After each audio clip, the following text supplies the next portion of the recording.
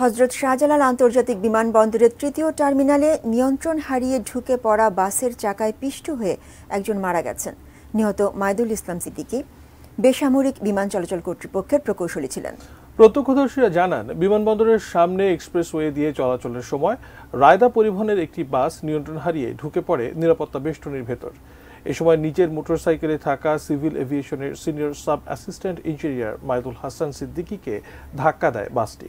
তৎক্ষণাৎ কুর্মিটোলা জেনারেল হাসপাতালে নেয়ার পর চিকিৎসকরা তাকে মৃত ঘোষণা করেন। ঘাতক চালক ও তার সহকারী দুর্ঘটনাস্থলে বাসটি রেখেই পালিয়ে যায়।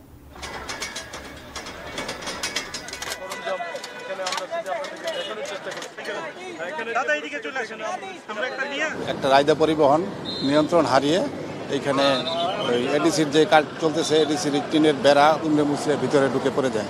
তো পাশাপাশি বাসেরও কিছু যাত্রী ছিল, তারা হালকা পাতলা ইনজুর্ড হয়। তো পরবর্তীতে আমরা দ্রুত সংবাদ পেয়ে ঘটনাস্থলে এসে ওই ভিকটিমকে আমরা হাসপাতালে নিয়ে যাই, কুর্মিটোলা হাসপাতালে।